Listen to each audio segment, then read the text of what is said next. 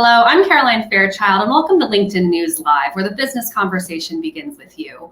On Monday, the Supreme Court unanimously ruled that the NCAA could not prohibit student athletes from being compensated for playing college sports. This is a major shift in amateur athletics, and we're going to hear from both a former player as well as one of the country's best-known sports law scholars. But first, for some background on the case, we're bringing on Joe Malord, who's news editor for us here at LinkedIn, covering sports. Joe, welcome to the show. Thank you. All right, let's just get a little background on this case. What can you tell us about NCAA versus Alston?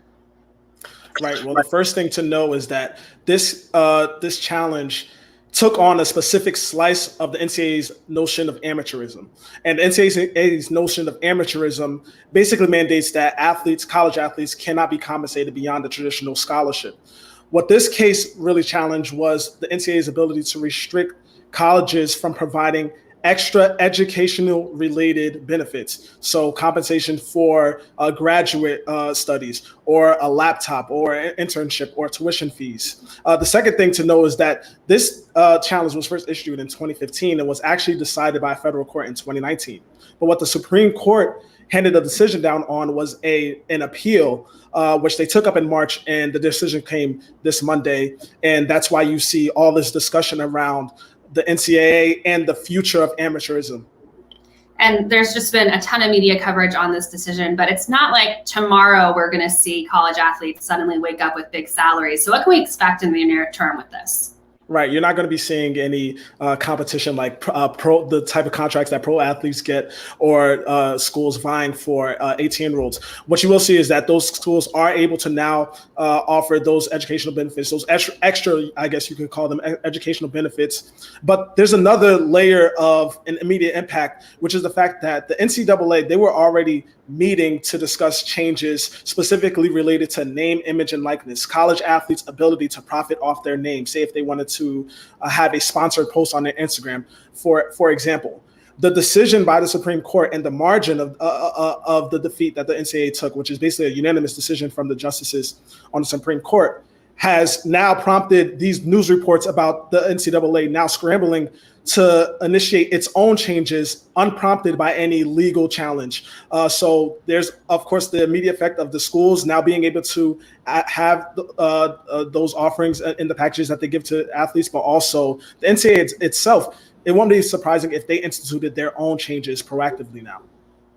And Joe, how long has this debate really been going on? I remember covering this at my first job as a reporter out of college, and there's a lot of strong feelings here, but how did we get to this moment in terms of this decision now?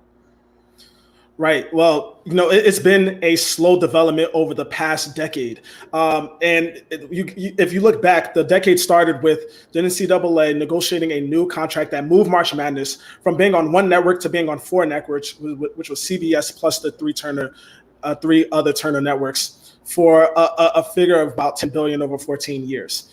They renegotiated that deal in the middle of the decade, which is when some of these challenges started coming. So a year before the Alston versus NCAA case was issued, the NCAA actually took a defeat in another landmark case, NCAA versus O'Bannon, where a federal court ruled that they had been profiting off the name, image, and likeness of college athletes. You go towards the end of the decade, and that's where you see the Alston versus NCAA case decided by a federal court, but also the first appearance of new laws in different states, California namely, basically allowing players to then profit off their name, image, and likeness. So if you look across the timeline of the last decade, there are slowly been significant steps along the way that have put different cracks in the NCAA's armor and this notion of amateurism.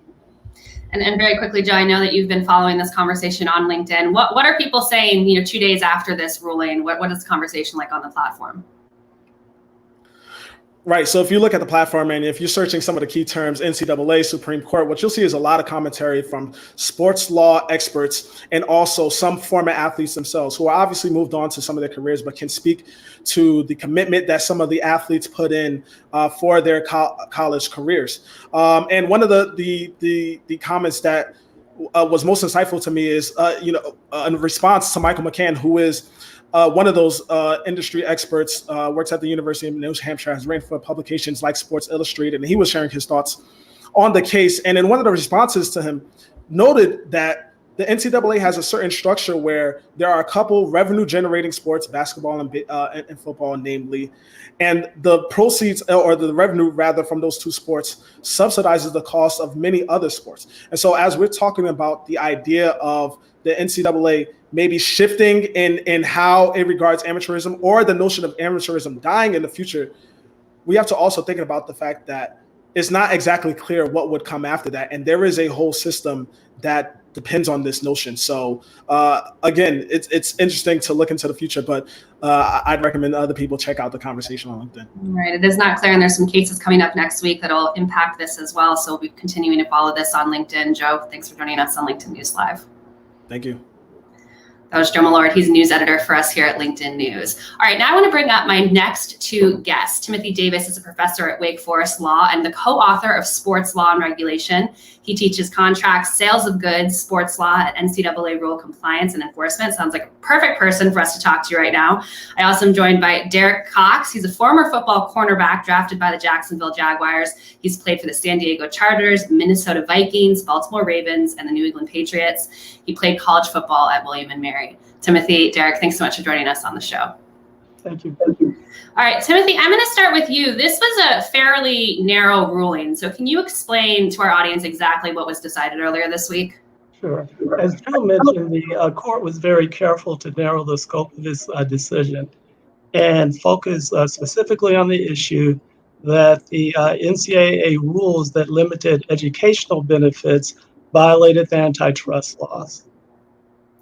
And, you know, some of the things that have been getting a lot of press coverage right now are just Kavanaugh's remark on just that, what you were just saying in terms of how this was decided. We're going to bring up a quote from him right now that I'd love your take on. He said, "All of the restaurants in a region cannot come together to cut cooks' wages on the theory that customers prefer to eat food from low-paid cooks. Law firms cannot conspire to cabin lawyers' salaries in the name of providing legal services out of the love of the law.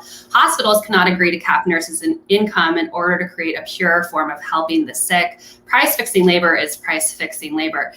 Timothy, if this is the case, in Justice Kavanaugh's opinion here, how did the NCAA get away with their arguments for so long for this to happen now? I think, first of all, I'd just like to note that Kavanaugh is the concurring opinion. And I think it's important, however, because the majority was unanimous decision. And I think Kavanaugh's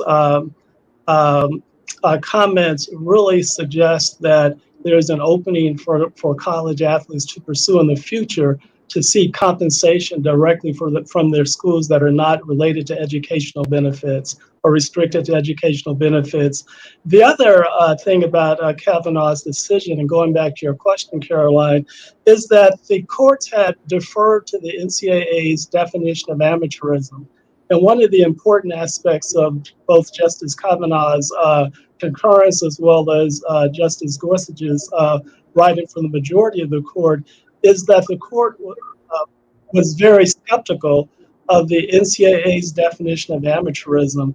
One other important aspect of the case is that the NCAA had argued that it should be exempt from the application of antitrust laws, and the court settled that once and for all that the NCAA is not exempt from antitrust laws, which means, once again, it certainly creates a window for athletes to seek compensation for non-educational related compensation directly from their colleges and universities. And Derek, I want to bring you in now as well. I'm curious, I was just talking to Joe about the evolution of this conversation. Were there any conversations when you were playing at William & Mary about students getting paid? Oh, it looks like we're having a little bit of trouble with Derek's audio, so maybe we can get him to refresh the browser and come back in, and we'll bring you back in the discussion. So I don't know if Derek can hear me now as well, but it seems like we're having a little bit of an issue. All right, Timothy, we're going to have to hold the ship and hopefully make sure that Derek can come back and join us here. I mean, I guess from your experience covering this for so long, how has the conversation evolved? And, you know, to the point of this coming to this moment at this time in history, what changed? Right, I think a couple of things. One, Joe mentioned the O'Bannon decision, and that was a very significant case because it clearly resulted or demonstrated an erosion of the NCAA's notion of what constitutes amateurism. and that courts were more willing to look at the economic realities of college sports, which is something that the Supreme Court did in the Austin case very clearly. In fact, in Justice Gorsuch's opinion, he noted the difference or the changes in the economics of college sports from 20 years ago or 30 years ago or so, when the major Supreme Court case, the Board of Regents case, was decided, and what the economics of college sports look like today. I think the other thing that's been very significant, and it shouldn't be overlooked, is that student athletes, present as well as former student athletes, have really advocated on this issue. And quite frankly, I've been proud of them and their advocates for pressing this issue, really changing the public narrative. Because for a long time, most of the public actually bought and accepted the NCAA's notion of amateurism. So it was a concerted effort of social protest that I think also contributed to what has occurred this week, and also the shift in public opinion. Certainly a shift in public opinion. I mean, there's some polls that I saw at one point where the NCAA was alleging that 29% of people were saying that they wouldn't go to college games anymore if students were paid. And I think that thinking is long out. I think we're going to bring Derek back in and see if we can hear him. Let's give this a chance. Derek, can you hear us? Yes. Can you hear me? Yes, so excited to bring you into the conversation. Now we have a former player with us right now to get the student take. All right, what I was going to ask you is, when you were at William and Mary, what were conversations around getting athletes to be paid when you were playing in college before you went pro? You know, because it was just a topic that didn't have that much exposure, we really were not thinking about it as athletes. We obviously experienced the strain that can come from just being a student athlete that I think has brought much of the problems that players have emphasized. And so we experienced it, but we really didn't talk about it because I don't think we really saw any solution to what was necessarily going on. And you've heard this word, Derek, as we've been having this conversation, this word amateur. But the student athletes that I knew at Duke, it didn't seem like an amateur endeavor for them to take this on as well as participate in college. So when you hear the rhetoric around college sports being amateur, what comes to mind to you? And can you give our viewers a little bit of insight into what that impact had on your college career?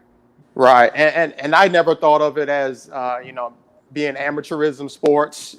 Obviously, when you look at the impact that it has and all that's surrounding it, especially the media attention, you can see that it's actually more than that. And what's funny is when you look at the NCAA's website, their definition for amateurism actually will have to change because of a lot of these rules these laws that are coming into effect on July 1st for many of the states that have changed the name, image, and likeness rules for college athletes. So we never thought of it as, hey, we're just amateur players playing the game. I think you can maybe make that argument for high school players, but a lot of that's going to change with the new rules that are coming into effect.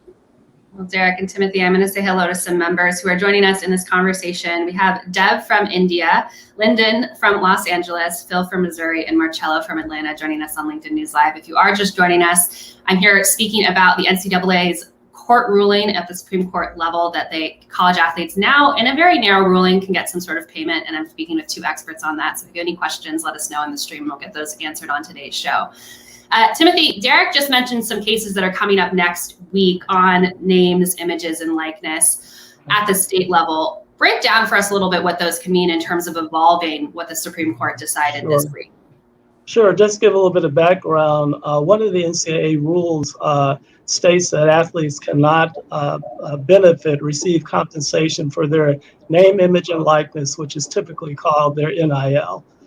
California was the first state to pass legislation that, in essence, said that the prohibiting the NCAA or a conference from enforcing that rule restricting athletes' ability to recover or receive compensation for their NIL. And the California law is not to take effect until 2023, but a few other states, very notably southern states with very strong football programs in particular, like Alabama and Mississippi and Florida, they have enacted similar legislation, which will take effect July 1. California is looking at changing the date that its legislation will take effect. So I think they're looking at maybe September 1 was the most recent thing that I read about it. And Derek, I'm seeing some members in the stream kind of question this notion that college athletes should be able to be compensated. So I'd love for you to respond to that. And I just would love to hear, if you were able to get compensated when you were playing college ball, how would that have changed your experience while you were in school? I remember, when I finished my last year at William & Mary, if I didn't get drafted by the NFL, my bank account was at zero. And so the NFL saved me. So I look at it and I say, for these college athletes and the amount of time that's required for you to participate in your sport and to play at a high level, it is like a full-time job, and you're also a full-time student. So it really limits what you can do to earn and, provide for yourself after the game. So looking at it, I say that, allowing these players to go out and be able to capitalize off of their name, image, and likeness, it's a great thing, because as college athletes, you are a student and an athlete, and you don't have time to work. So therefore, you're limited on your resources.